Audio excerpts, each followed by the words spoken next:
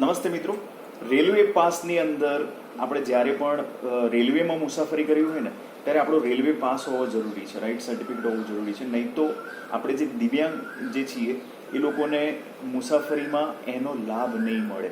હવે એમાં એટલી બધી કન્ફ્યુઝન્સ થતી હોય છે તો એ કઈ રીતની હોય છે આજે નીતાબેન આપણને સમજાવશે. બેન, તમને પ્રશ્નો બહુ બધા આવતા હોય છે. બિલકુલ રેલવે પ્રશ્ન આવતા હોય છે કે રેલવે પહેલા તો કે આપણે રેલવે પાસ ક્યાં કઢાવવું ને કેવી રીતે કઢાવવું, અને બે રીતે રેલવે પાસ નીકળતા હોય છે એ હજી લોકોને ખબર પડતી નથી. બે રીતે એટલે ઓફલાઈન હોય છે અને એક ઓનલાઈન વાળું હોય છે.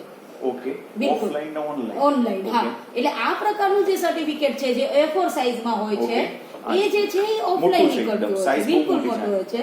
અને આ તમને કહી દઉં કે દરેક સિવિલ ઓફલાઈન છે, જે દરેક સિવિલ હોસ્પિટલ હોય ને એને સામે, હા ગુજરાતની વાત ચાલે છે, તો દરેક સિવિલ હોસ્પિટલની સામે કોઈ પણ પ્રકારની ઝેરોક્સની દુકાનમાં અથવા તો આ ઘણા બધા વોટ્સઅપમાં પણ આ ફોર્મ ચાલતું હોય છે.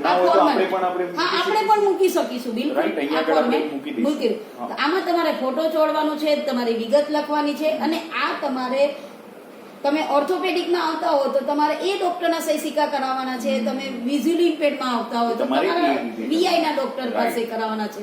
તમે ડેફમાં આવતા હો તો એ ડોક્ટર પાસે કરાવવાના સહી સિક્કા છે. આમાં ખાલી સહી જ સિક્કા કરાવવાના છે, બાકી કાંઈ જ કરાવવાનું હોતું નથી. આની અંદર બીજું બધું પણ લખ્યું છે કે તમને પેરાપ્લેજિક છો, તમે આ છે 95% છો, અને તમારું ક્યાં સુધી વેલિડિટી છે, બિલકુલ એ બધું આમાં આવી જશે. એમાં બધું જ આવી જશે. એટલે અલ્ટિમેટલી આપણે ફોર્મ ભરવાનું છે, પણ ડોક્ટર વેરીફાઈ કરશે કે તમે ખરેખર શેમાં આવો છો, કઈ રીતનું છે, કેટલા વર્ષ. કે ઘણા લોકોની ડિસેબિલિટી હોય કે કદાચ લોંગ ટર્મ ના બી ચાલે. એટલે આમાં ત્રણ એ લોકો જેવું જોશો અહીંયા આગળ કે 5 વર્ષ 25 વર્ષ સુધી રહેશે, 10 વર્ષ સુધી આની વેલિડિટી છે, અથવા તો પછી આજે છે, બરાબર? એ રીતે અહીંયા આગળ લખેલું છે. આ જે છે A4 સાઈઝ નું જે છે એ તમારે સિવિલ સર્ટિફિકેટ, સિવિલ સર્જન જે હશે તમારી નજીકની ત્યાં આગળથી સિવિલ સર્જન સહી સિક્કા જોઈશે, અને એ જે લખશે એના ઉપરથી ઓનલાઈન ની વાત કરીએ. આ જરૂરી છે, બિલકુલ આ હોવું જરૂરી છે. આ નહીં હોય તો તમારું ઓનલાઈન વાળું નીકળવાનું નથી. કેમ કે ઓફલાઈન વાળું છે ને એ વેબસાઇટ થી બને છે, અને આ જે ઓનલાઈન વાળું વેબસાઇટ થી બને છે. આ ઓનલાઈન વાળું છે, બહુ નાનું છે.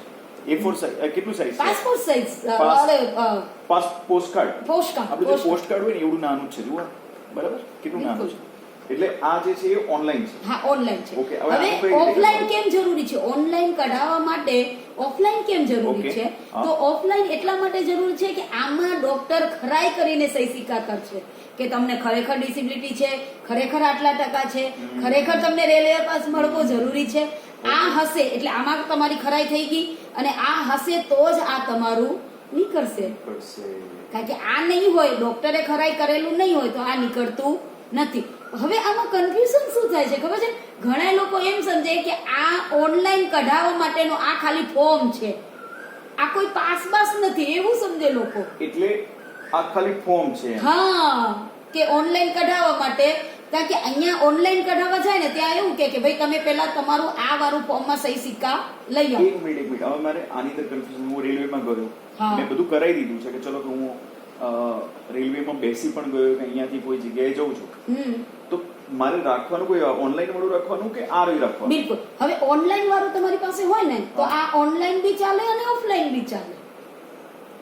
ઓફલાઈન બી આના ઉપર તમે ટિકિટ લઈ શકો. નહીં, વેરિફિકેશન ટીસી જ્યારે આવશે એ તો ટિકિટ કોઈ પણ આ બંનેમાં આ ઓનલાઈન તમે કઢાવી હોય તો આ હોય, ઓફલાઈન કઢાવી હોય તો તમે આ બી લઈ જઈ શકો. તો મેં ઓફલાઈન કઢાવી છે, ઓનલાઈન કઢાવી જ નથી, તો બિલકુલ એનાથી હું મુસાફરી કરી શકીશ? બિલકુલ કરી શકશો તમે, કોઈ વાંધો નથી. હવે ઘણાને કન્ફ્યુઝન એમ હોય કે ભાઈ આ તો ખાલી ફોર્મ છે ઓનલાઈન માટે. નહીં, આ પણ તમારું રેલવે કન્સેશન જ છે. આના ઉપરથી તમને ઓફલાઈન એટલે કે ટિકિટ બારી ઉપર જઈને ટિકિટ મળે છે, અને આના ઉપર તમને આ એટલા માટે કઢાવવાનું કે તમે ઘરે બેઠા પણ ટિકિટ લઈ શકો. ઓકે, આની અંદર કોઈ નંબર આપે છે? બિલકુલ.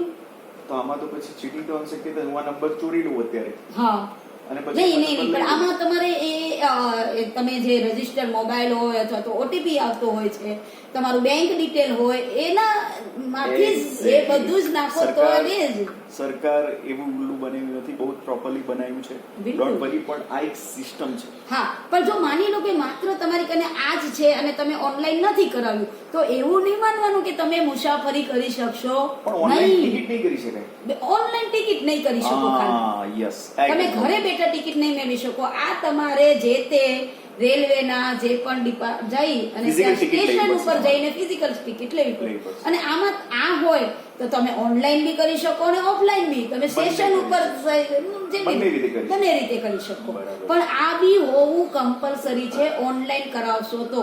બીજું એ કે ઘણા લોકો શું કરે, આ બંનેની તારીખ છે ને અલગ અલગ હોય. માની લો કે મેં આ ઓફલાઈન બહુ પહેલા બનાવ્યું, પછી મેં ઓનલાઈન બનાવ્યું આના આધારે, તો આની એક્સપાયરી ડેટ છે એ કદાચ પહેલી બી આવે ને પછી પણ આવે, અને આની પછી આવતી હોય ને આ પેલું એક્સપાયર થઈ ગયું તો પણ આ ઓનલાઈન નહીં થાય. આની ડેટ પતતી હોય તો પેલું આ રિન્યુ કરાવવું પડશે અને પછી જ અમારે નીકળશે. ઓકે. યસ, એટલે આ બહુ ધ્યાન રાખવાનું એકચ્યુઅલી જે ઓફલાઈન છે ઓનલાઈન માટેનો આધાર છે. એવું આધાર સમજી છે, લો. બિલકુલ. બરાબર. બેન, આમાં એક બીજું કન્ફ્યુઝન થયું છે. સરકારની વાત છે તમારી. હા. આમાં લખ્યું છે only use for Indian railway concession. That's બિલકુલ, ફાઇન. બિલકુલ. ઓફલાઈન છે, આપણે ટિકિટ ઓફલાઈન કઢાઈ શકીશું ને આપણે ફિઝિકલ ટિકિટ મળશે. બિલકુલ. આપણી જોડે તો ડિસેબિલિટી સર્ટિફિકેટ છે છે, અને UDID યુડીઆઈડી છે, પણ છે. બિલકુલ. તો પછી આટલી બધી આ એક પ્રશ્ન કદાચ આપણે સરકારને કરી શકીએ. અને ડેફિનેટલી આપણે સરકારને એ બહુ જ જરૂર છે. અગર કરે તો આપણો વિડીયો જાય અને એ સમજે તો ખરેખર કે જે આપણું યુડીઆઈડી કાર્ડ છે બહુ જ થઈ ગયું. માઇન્ડેટરી આપવાની. અને યુડીઆઈડી જ્યારે નીકળ્યું ત્યારે આ જ ચીજ સરકાર કહેતી હતી. Exactly. હવે અત્યારે કેમ સરકાર નથી કરતી? અને અમે સરકારને સવાલ બી કર્યો છે. આપણે બહુ સરસ સવાલ કર્યો. હાજી. અમે સરકારને બી સવાલ કર્યો છે. હવે હું તમને કહી દઉં કે હાલાત શું છે. હા. ગુજરાતમાં 12 લાખ વિકલાંગ વ્યક્તિઓ છે. ઓકે. બરાબર. યુડીઆઈડી નીકળ્યા છે માત્ર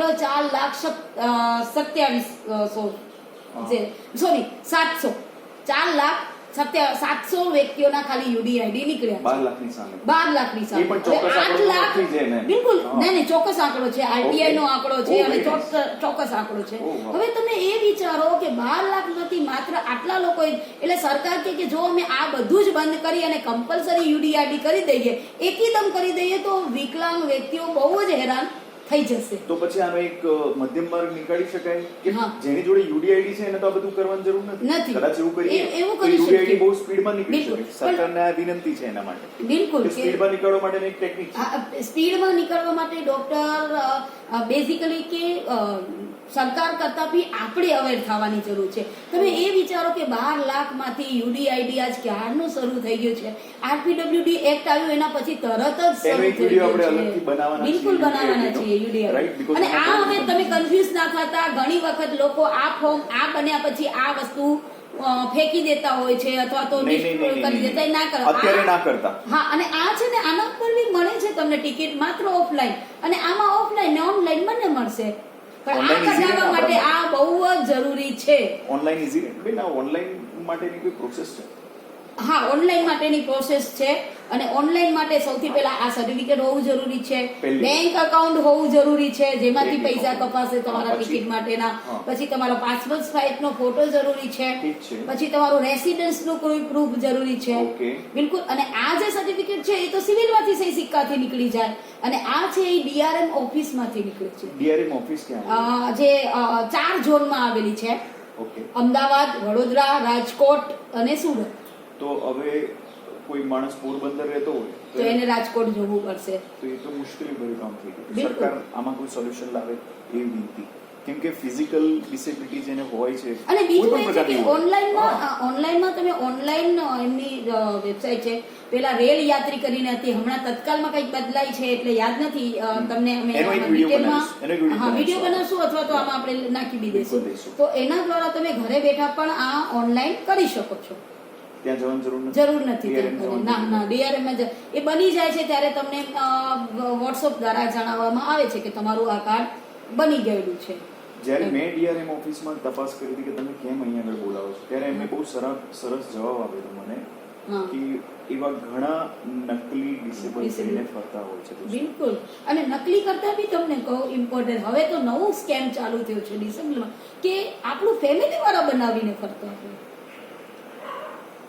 આવું બી થતું હોય છે. દોસ્તો, ડિસેબલ ની ફેમિલી વાળા બને. તમને એક તો આ જન્મ આપણને આવો મળ્યો છે, બિલકુલ. સુધારવો, આપણે કંઈક સુધરીએ, મતલબ કંઈક સારું કામ કરીએ એનું, અને આપણે એવા ખોટી પ્રેરણાઓ. એટલે ટૂંકમાં કહીએ કે તમે ડિસેબલ છો, ડેફિનેટલી સરકારના આ બધા લાભો લો, બહુ જરૂરી છે, પણ ગેરલાભ ના લો, અને બીજાને ગેરમાર્ગે ના દોરશો. બિલકુલ ગેરમાર્ગે ના દોરશો. આમાં આપણી કમ્યુનિટી બદનામ થાય છે. બિલકુલ રાઈટ. એટલે એવું, અને ઘણીવાર એવું થશે કે પછી આ રીતે ગેરલાભ થશે અને સરકારને વધુ બોજો પડશે તો આ બધું બંધ બી કરી નાખશે. સરકાર બંધ કરે કે ના કરે, પણ આપણી કોમ્યુનિટી છીએ, ઘણી બધી કોમ્યુનિટી બદનામ થઈ ગઈ છે. બધા જ તમે સમજી શકો છો હું શું કહેવા માંગુ છું, કે કોમ્યુનિટી છે આપણી ડિસેબિલિટીની, we are very strong people, we are દિવ્યાંગ. આપણને દિવ્યાંગ શબ્દ મળ્યો છે, દિવ્ય અંગ વાળા, એમ એ રીતે આપણને કહ્યું, કોઈ આપણને ઓછું ના માને એવું એટલું વિશિષ્ટ આપણને પ્રધાનમંત્રી તરફથી ના એક એ મળ્યું, બિરુદ મળ્યું છે.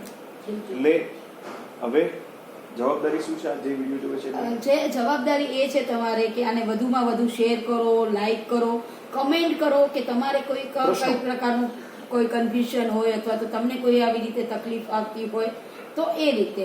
અને ખાસ કરીને એ કે એટલા છેવાડાના ગામડા સુધી પહોંચાડો કે જેથી કરીને લોકો આનો લાભ લઈ શકે. એક્ઝેક્ટલી. અને સારો લાગ્યો તો થેન્ક યુ કહેશો તો એ વાંધો નથી કમેન્ટમાં. Thank you so much Nitaben, thank you very much.